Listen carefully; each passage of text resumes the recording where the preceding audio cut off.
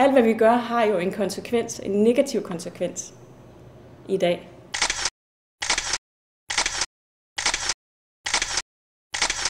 Altså, der er netop udkommet en rapport, jeg kan ikke lige huske, hvor den kom fra, men om at vi formentlig er ret meget tættere på tipping point end før troet, ikke?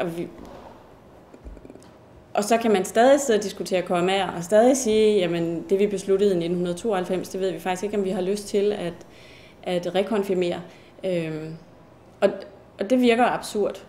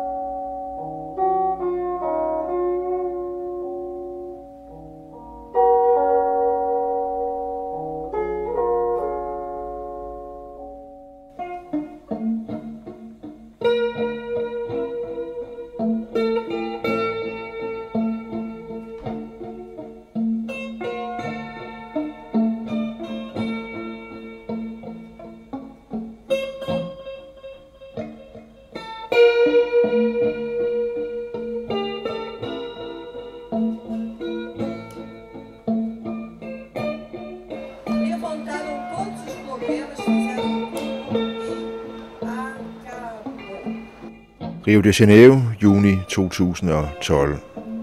Camilla Carstensen fra Danmark er sammen med tusindvis af andre NGO'er fra det meste af verden rejst til Brasilien for at deltage i Rio Plus 20, endnu et FN-topmøde om bæredygtighed på en klode, der er truet af klimaforandringer og andre konsekvenser af menneskets evne til at forandre verden efter egne behov. Mennesket har en ufattelig grad af kreativitet og energi, og jeg synes, vi bruger den til måske det forkerte at sige, at vi bruger den til det forkerte, men vi bruger den mange gange på en destruktiv måde.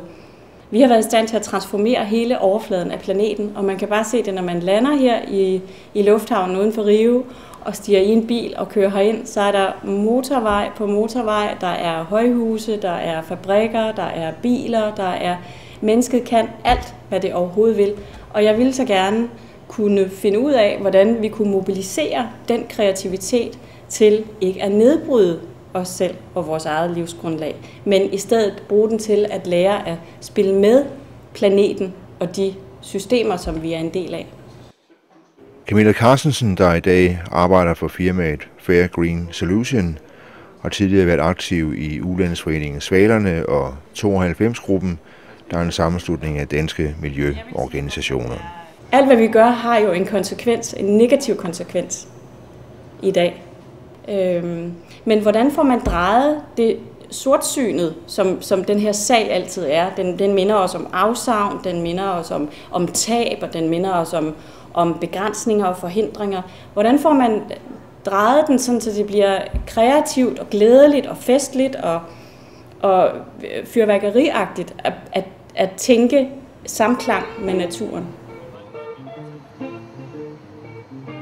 Rio Plus 20 er en markering af, at Rio de Janeiro i 1992 var vært for det første FN-topmøde, hvor det lykkedes at samle det meste af verdens nationer, rige og fattige, om fælles hensigtserklæringer, hvor en global bæredygtig udvikling skulle tage hensyn til både miljøet og bekæmpe sult, fattigdom og global opvarmning.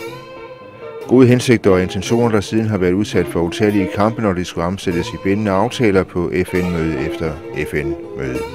Jeg husker det første store møde, jeg var til i New York i FN's Kommission for Bæredygtig Udvikling, hvor det var første gang, jeg fulgte forhandlinger sådan forholdsvis tæt på. Og der var jeg lige kommet hjem fra 2 måneders rundrejse i Sydindien, hvor jeg besøgte Ulandsforeningen Svalernes gamle partnere dernede. Og Ulandsforeningen Svalerne arbejder med de fattigste og de allerfattigste. Og derovre, der var den vigtigste diskussion, hvor skal vi sætte det her komma? Og jeg må indrømme, jeg var sådan helt rystet, og jeg tænkte, hvad gør vi?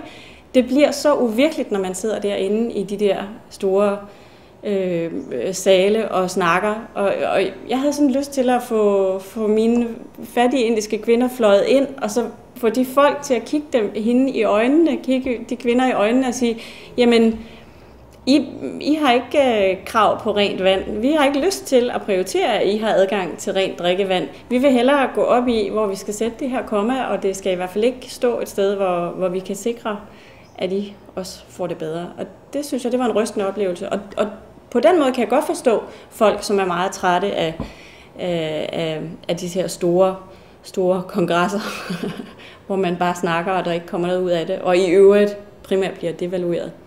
Altså tidligere beslutninger bliver devalueret. De fleste er enige om, at FN-topmødet i Rio 1992 skabte grobund for en global forståelse for hensyn til miljøet og et mere lige forhold mellem i- og u-lande. Og det blev også ind i den rige del af verden at være politisk forbruger.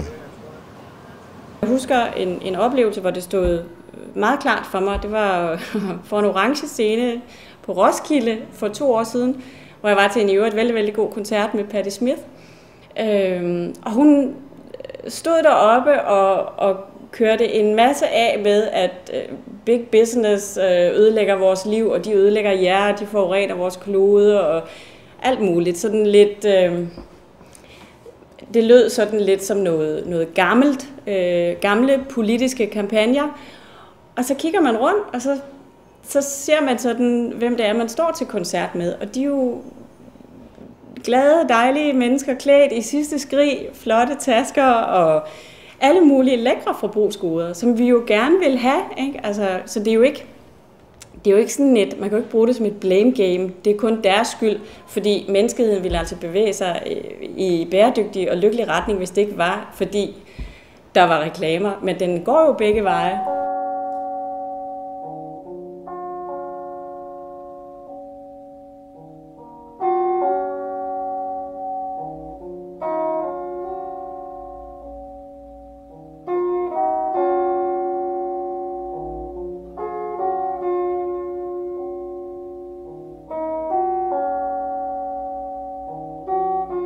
I dag i juni 2012 er tusindvis af NGO'er igen valfartet til et FN-topmøde.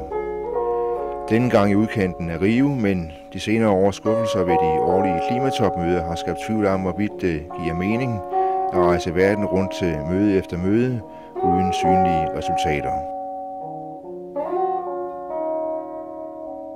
Nu talte jeg dårligt om den konference lige før, hvor jeg synes, at forhandlingerne var meget langt fra virkeligheden.